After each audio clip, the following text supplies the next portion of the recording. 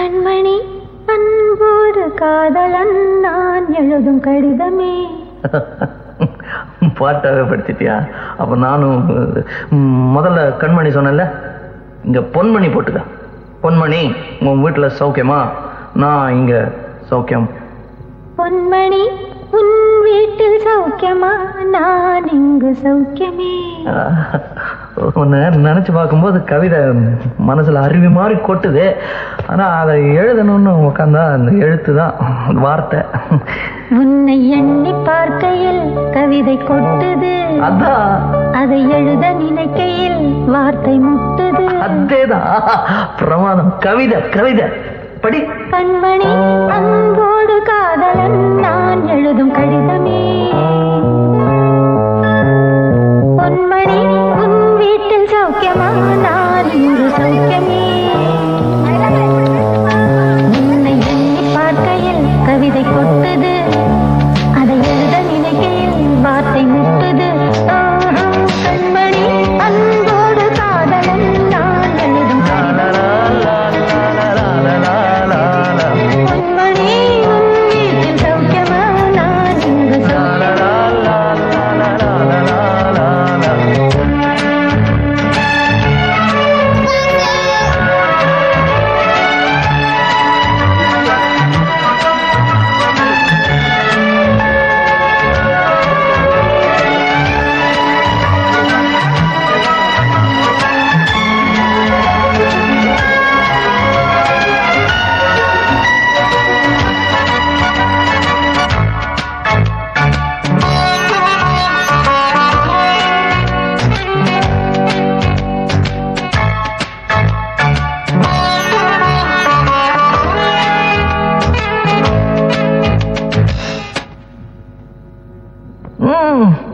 எனக்கு உண்டான காயம் அது தன்னால ஆறிடும். அது என்னமோ தெரியல, என்ன மாயமோ தெரியல, எனக்கு ஒண்ணுமே ஆவறது இல்லை. இதையும் எழுதிக்க. நடுவில் நடுவில் மானே தேனே பொன்மானே இதெல்லாம் போட்டுக்கணும். இது பாரு, எனக்கு என்ன காயம்னாலும் உன் உடம்பு தாங்கிடும். உன் உடம்பு தாங்குமா? தாங்க. பிராமி பிராமி பிராமி. அதை எழுதணுமா? இது காதல். என் காதல் என்னன்னு சொல்லாம எங்க எங்க அழுகையா வருது. ஆனா நான் அழுது என் சோகம் ஒன்ன தாக்கிடுமோ அப்படின்னு நினைக்கும் போது வர்ற அழுக கூட நின்றுடுது. மனிதர் உணர்ந்து கொள்ள இது மனித காதல் அல்ல, காதல் அல்ல, காதல் அல்ல.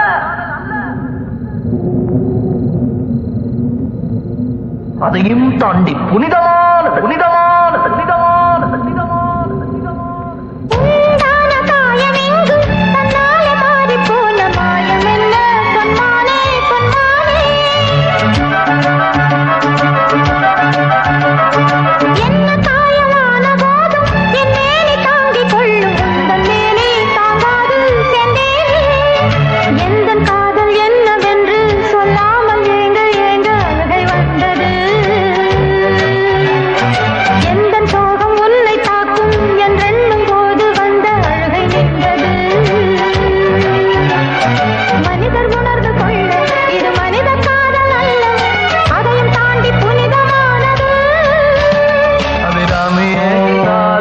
சாமியே நான் தானே தெரியுமா?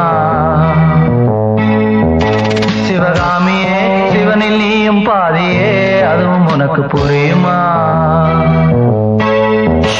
சுபலாலி லாலியே லாலி லாலியே, அபிராமி லாலியே லாலி லாலியே, அபிராமியே தாலாட்டும் சாமியே நான் தானே தெரியுமா? உனக்கு புரியுமா?